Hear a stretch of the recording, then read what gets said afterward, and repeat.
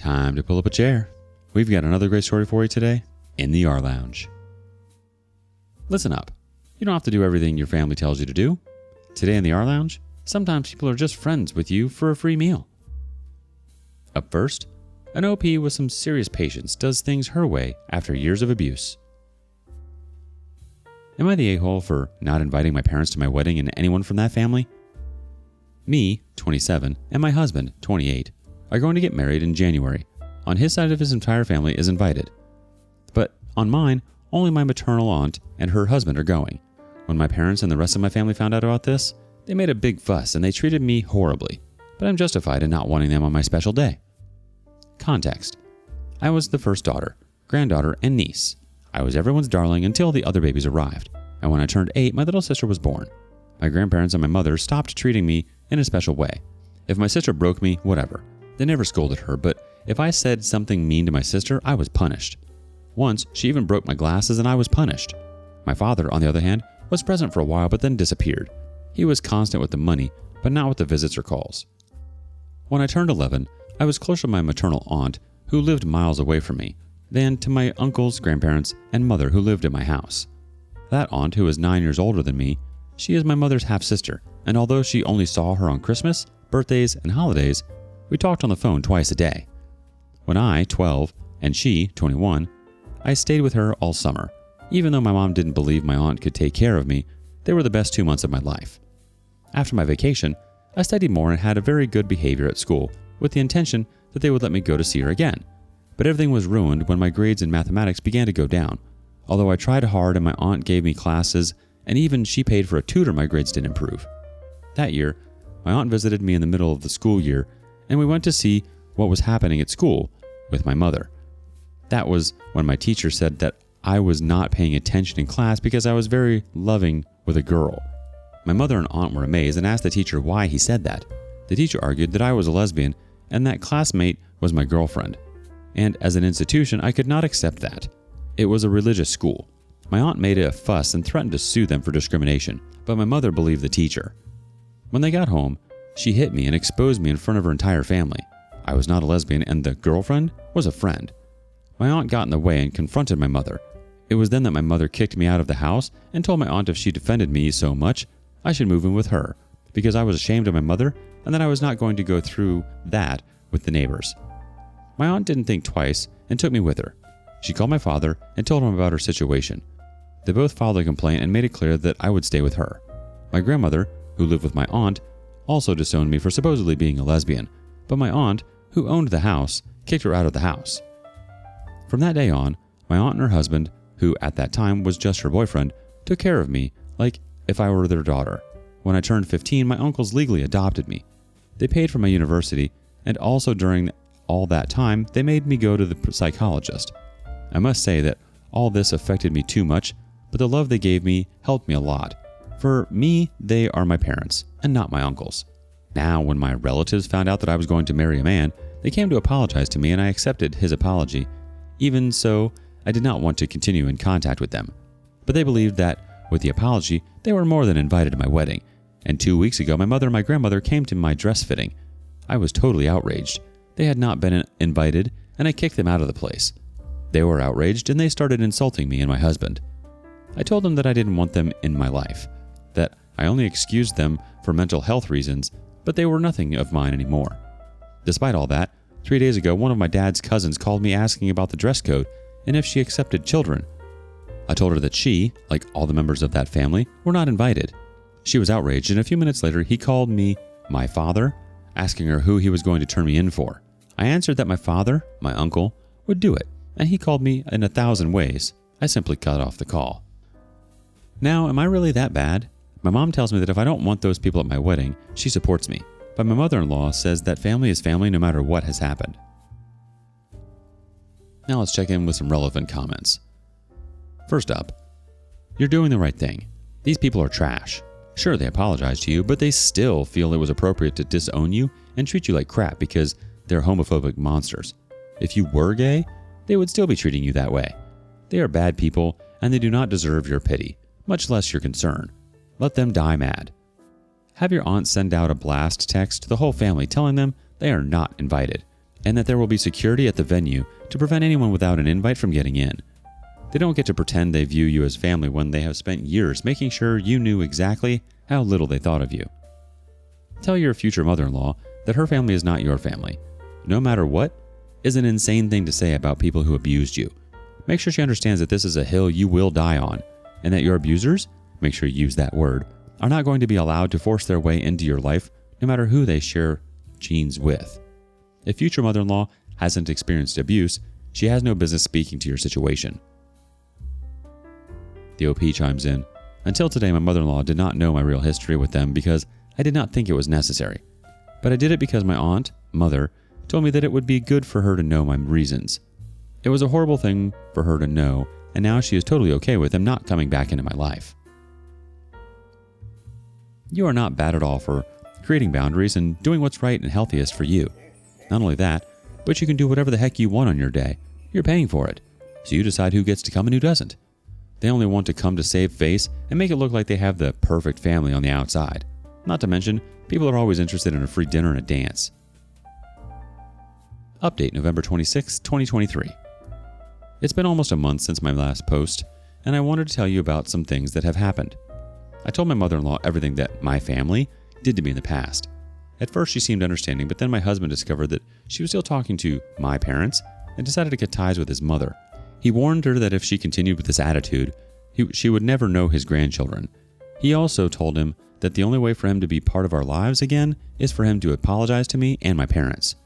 He also told his father and brothers that if they tried to intervene between his mother, my ex-family, and us, they too would be expelled from our lives and the lives of our future children. One of the things I didn't mention was the topic of my father and my sister. It turns out that sometime after he decided he couldn't take care of me and accepted that my aunt did it, my father returned to my mother and they had a child. My sister, for her part, always believed that I lived with my father and I. For my part, always believed that my sister had a better life. But I found out everything that she had suffered. My ex-family mistreated her day and night. She was practically kidnapped and couldn't even use the phone or social networks, even though she is now of age. When we found out about all this, we decided to go for my sister. I must say that it was not the best way, but we followed her until we found her university.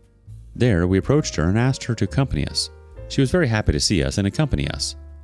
Together, we unburdened ourselves about everything. We apologized and told each other everything. We were both victims of our parents. Now my uncles are fighting for custody of my little brother. With my sister's testimony in mind, we hope to achieve it. And we are also taking my sister to therapy to help her a little with all the trauma. Because of my wedding, we decided to bring everything forward and have a small wedding. Only my parents, my brothers, my uncles have more children, a few friends, and my boyfriend's father and brother were there. We didn't tell anyone, so we had no surprise visitors. Thank you for your advice and support. Let's get some community comments. So basically, OP was abused, abandoned by her birth parents. Final straw broke after false accusation of being gay by a nasty teacher, and her family obviously didn't care enough about her to actually listen or believe that she wasn't. Not that it would make them being homophobic bigots any better. Abused, then kicked out, taken in to live with aunt and her now husband, who also had to kick out her homophobic grandma. Was essentially persona non grata to all but her aunt's line of the family, enduring harassment and abuse off the other relatives. Her bio family think they can waltz back in now that OP is proving she is straight. Mother-in-law was in contact with bio parents. OP explained her past, and mother-in-law initially was sympathetic, but then defaulted back to, but family. So now she is in low contact to being put onto no contact, while OP's other in-laws were warned the same behavior would also result in no contact. And it turns out that OP's abusive bio parents were also abusing the golden child now that OP is gone, and also had another kid to hurt on top. So now they're seeking to get the kids into safer environments? Maybe it shows that I've read a lot of machine translated stuff over the years, but the pronoun switching wasn't as confusing as I thought it would be. I love how people think they're entitled to things like an invitation to a wedding. Like you could never speak to a family member in 10 years, but they'd still expect an invitation. I'm glad you guys did it your way. That's the only way to do it. You don't need that in your lives. This is the start of a brand new chapter. You have the power. And what's beautiful about it is you don't have to allow anyone in your life that you don't want. Wishing you all the best, OP. Congratulations on your wedding. Next up, if you get an invite to this OP's wedding, it means you're seriously worth it. Am I the a-hole for not inviting my siblings to my wedding? Original post, October 25th, 2023. My sister, 34 female, and her husband, 36 male, just got married 3 months ago. I, 30 female, was appointed maid of honor. I was so excited to help her plan her wedding, and I took on most of the work since I was unemployed at the time and she's a doctor. I won't get into details, but take note, she didn't have a wedding planner. It was all me. The time leading up to the wedding, I was miserable because of how the bride treated me. I felt like her own personal slave that she felt she could kick around because she's the bride. Just because you're a bride doesn't mean you get a free pass to be a witch. Many times, I wanted to just step out of the wedding party, but I kept telling myself just to bite my tongue and keep the peace because she's probably just stressed. After doing so much for her, she refused to invite my fiancé, even if we've been together for 12 years, but invited my siblings' partners who've been around for only 2 to 3 years. My sister and her guy dated for a year before they got engaged, so we don't really know him too well. She said she didn't want my fiancé around because people would be asking about my own wedding since they've all been wanting us to get married for a while. I refused to do any more work for her wedding until she apologized to me and invited my fiancé, which she did. Not exactly sincerely, but whatever. I was hurt she wasn't even grateful for anything that I had done for her and her dream wedding because it was expected of me to help. Cut to the day of the wedding and everything was fine. The ceremony was beautiful and the couple was happy. I was happy for my sister. By the time we got to the reception venue, I noticed that my fiancé and I were on a separate table from my family. They were at the VIP table and I was cast aside to sit at the furthest table right beside the kitchen. I figured there was a mistake and I calmly asked the bride about it since she handled the seating plan. She looked me dead in the eye and said, "There's no mistake. That's where we belong. At the kids' table and far away." We were seated with 7 to 14-year-olds. The groom overheard us and agreed with me, but kept quiet when my sister gave him this "don't you dare disagree with me" look. At the end of the night, the groom apologized to my parents for what happened to me and said he had no clue his bride did that, but he didn't say a word to me as his bride told him not to. Because of this, I decided to not make an issue and just try to enjoy the remainder of the night with my partner, but I wouldn't make a maid of honor speech. My parents noticed where I was and got upset at the situation as well. My siblings knew very well I wasn't at their table, but didn't bother looking for me or wondering why I wasn't seated there. When they heard I wasn't making a speech, my 2 brothers walked to my table to tell me off, saying I had to understand my sister and the stress of being a bride. Be nice to her because it's her special day and you're only a bride once. Yeah, right, I bet they'll divorce. That I'm a disgrace and a disgusting disappointment for not doing a speech for my sister. That I would make my sister sad and I was being selfish, making the night about me, when I was literally quiet in our corner. Needless to say, I wasn't having the best time. So we got up and left. We ended up in McDonald's for dinner, and I posted a story of us getting burgers saying, "Post-wedding meal." I made sure I posted it after the reception ended to not make it look like I ditched, but my siblings saw this as an attack to my sister somehow. Up to this day, the bride says she did nothing wrong, and her reasoning for putting me there was, 1, I didn't plan her wedding exactly like she envisioned during the process, so I deserved to sit there when I was doing everything she told me she wanted. 2, she didn't like that I looked pretty in my own gown. And 3, I needed to be punished for insisting on bringing my fiancé. I didn't plan for my own wedding yet, as I wanted to be 100% focused on hers. Plus, she banned me from getting married before her since she's older. Again, because I didn't want the drama. I agreed.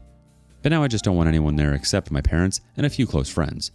My parents agree with me, but my siblings are upset calling me childish. But to be completely honest, I just don't feel like paying for crap people. Mine is a destination wedding and my fiancé and I are paying for everything. These are our savings and I don't feel like splurging on these people. They, along with my grandparents and cousins, are all saying I'm wrong. But hey, if I was excluded from being a sibling at my sister's wedding and no one cared, then why would you be upset if I excluded you in return? Now let's get a couple relevant comments. First one. OP, wedding planning issues aside, one possible explanation for all this is that your sister really dislikes your fiancé. The OP replies, in regards to my fiancé, there's nothing he did to her to warrant being treated so rudely. We started dating when we were quite young and I, as well as my parents, love him very much. He was my best friend for a long time and still is my favorite person to this day. My sister always hated that I had a boyfriend before she did because she believed I wouldn't ever get married because of my disability. I'm epileptic. Her husband was her first boyfriend and she married him right away because she wants babies ASAP. since she's already 34 and her goal was to be married before 30, to the point that she started planning and booking vendors even before he actually proposed to her. So basically, she's pretty insane. Her actions are always based on jealousy and the fact that I shouldn't be able to have things if she hasn't had them first because she's the eldest, i.e. boyfriend, engagement, wedding, kids, etc. That's why she said I couldn't get married before her, because it was already a slap in her face that I got engaged younger than her. Basically, she hates that I'm happy. She doesn't hate him, she hates me. How can you be wrong for something that you want? Again, people just look forward to a free meal and a dance. They don't care about you and your husband. And as for your sister, I'm sorry you were treated that way. I wish you would have advocated for yourself and not given her the benefit of the doubt. You should have backed out of being the maid of honor as soon as things went sideways. Your sister likely knew that you're a good person who isn't one to say no and took advantage of that. Update, November 22nd, 2023. Hi again. So I'll answer a few questions and leave a quick update. I, 30 female, come from a family of 5 kids. I failed to mention this because I didn't think it was all that relevant, but I actually have 2 sisters, 34 and 32, and 2 brothers, 26 and 22. A little more on my sisters. They're the best of friends. They're the picture-perfect model of sisterly love, while I'm in the middle child and 2 younger brothers. So why did I agree to be maid of honor? Well, because I thought it would bring us closer. In my mind, I believe that this was her trying to be more of a sister to me. You always hear stories of that sister bond around weddings, and I tried to nurture that because that's what they had. And that sibling bond is what my brothers had with each other as well. Any chance I'd get to connect with my sisters, I'd jump at the opportunity. It's more me just feeling left out than being a doormat. I was a very sickly child, and that is why I was mostly with just my parents growing up, while my siblings would be going out, meeting friends, etc. Which is what my siblings envied apparently. They aren't close to my parents. Bride had both of us as maid of honor because she couldn't choose just one. I later found out that I was always the second option, and I was just appointed maid of honor, so I'd do all the work while the other maid of honor got all the praise, which in hindsight, I should have seen coming. While my brothers were busy harassing me about giving my maid of honor speech, Sister 2 was giving her own maid of honor speech about how she absolutely loves the bride and will do anything for her. All that crap. She then conveniently calls all the siblings to the stage to toast the bride and groom when I was crying and walking out away from my brothers. So to the other relatives in the attendance, I was making a scene and making it about me. No, it's not the first time she hurt me. Fat shamed me as a child, calling me a potato, saying things like I was a burden to the family because of my epilepsy, throwing all my makeup in the sink and wetting it because I moved her bath towel in the bathroom, calling me stupid, low IQ sister, even if I'm a licensed architect with a master's degree and her guy friends wanted to ask for my number, taking my dream church from me, which is why fiance said we could do a destination wedding at my dream country instead. It's just the worst she's done to spite me in front of my entire family. And no, we still haven't spoken since then, and she still maintains that I was the one who ruined everything by getting upset about the seating. Now for the update. We will elope. Just us 2 and a handful of close friends that were there for us since the beginning of our relationship. We'll have a small church wedding and a little celebration on the beach with the people who we love, our chosen family, followed by island hopping with our entire party around the Philippines. All paid by us, because I will spend on memories and experiences for people that love and appreciate us. The budget we set aside for a wedding in Italy will be put to an intimate 5-day wedding celebration on an island in the Philippines. 2. We will have our reception with the family when we get back home. The plan is to invite both our big families to a luncheon the weekend after. Collectively, this would mean about 80 guests max. Both our parents wanted to help pay for the engagement party and rehearsal dinner. They agreed to pay for this lunch and reception instead, meaning they can invite whomever they please. They handle the guest list, so if my siblings are invited, I couldn't care less because I'd be too busy with my husband of 1 or 2 weeks by then. Here we can still have the father-daughter dance and a few other things like cake slicing, etc. We'll have piñatas, a brick oven pizza cart, coffee and pretzels, an amazing Italian buffet with a pasta bar, lots of fresh fruit and cheese, because who doesn't like cheese? As for seating plan, ever watched Mamma Mia 1? Yep, think that. A long winding table where my siblings can be as far away from me as possible, and as close to the surface area as possible without it being obvious because they'll all be together at their own sibling table. We'll be in the center with my fiancé. His 2 brothers and our parents will be next to us, while my wonderful siblings are at the end of the table by the restrooms where they belong. I don't care at all if they're invited to this lunch because I really have nothing left for them. Not even anger. I'm just so done with them that I'd feel more for a stranger on the street than I would for these people. It's indifference. They've hurt me so many times that I'm numb to their existence. 3. No bridezilla allowed. My sister expects to be my maid of honor in return. Definitely not going to happen since my siblings won't be present in the ceremony. I do not need her around. I do not want her around. Yes, she will be invited out of courtesy to the reception most likely, but I will make sure she's set aside like I was. How so? We recently found out she's pregnant, so I'm planning my wedding around her due date. Oh well. Luckily, she's due around June, which really was the month we wanted. So if she does decide to attend with a newborn and her husband, well then, she's going to be at the kiddie table and told to step out when the baby starts to cry. In the end, our wedding day is for us, and eloping is the only way I feel like we could just sit and enjoy our special day together away from all my siblings and my family issues. Then, we get back, have a get-together lunch with some good food and good fun, which is really all it is to me, a lunch. Luckily, fiance's family isn't as insane as mine. So there you have it. Thank you all for your messages and comments and insights. I really was going a bit loco back then, thinking I was overreacting, but thank you so much for the clarity. Cheers to the end of this emotionally draining year. We got a quick comment from the community. But you will invite them to the party. It's like saying, no matter what happened, come to my wedding. Sorry, but I think there's no way to avoid drama with these siblings. The OP replies, thank you for the concern, but they aren't coming to the wedding, just to lunch after the fact, as a minimum 2 weeks after my wedding. They can do whatever drama they want during lunch because they'll be the ones who look bad and I'd just laugh. I will have been married by then and done celebrating with my closest friends weeks prior. So by then, I'd just be enjoying some pizza and wine with the huzz. Someone else chimes in. OP said they're jealous of the attention OP got for being sickly when she was a kid. Sometimes parents can become so preoccupied with a sick child that they wind up neglecting the other kids. If that's the case here, then the siblings would have a good reason to be angry, but they're mad at the wrong person. OP didn't ask for any of this. Anyway, these people are adults and they need to get their crap together. They're old enough to realize none of this is OP's fault. The OP replies, my parents were actually very supportive and did all they could to be as fair to all of us, so I really can't put fault on them. They're really amazing parents. I wasn't treated any different. I just didn't have many friends being absent from school constantly, so I'd hang with my mom. She's honestly my best friend. It was okay growing up, but the jealousy really was evident when we were in our 20s for whatever reason. Parents are allowed to be closer to one child if the others treat them like trash. Proud of you guys, OP. And you're absolutely right. Some people are worth it. Quality over quantity. And as for the luncheon, nobody says you have to speak to anybody there. But there's definitely a point made in the comments. You're still inviting them to the lunch. Not everyone deserves to be there, and you don't have to please everyone. What do you think? Thank you for following along today in the rLounge. Before you go, be sure to like and subscribe and hit that notification bell. If you have something you want to share regarding today's content, we want to hear it. Until next time.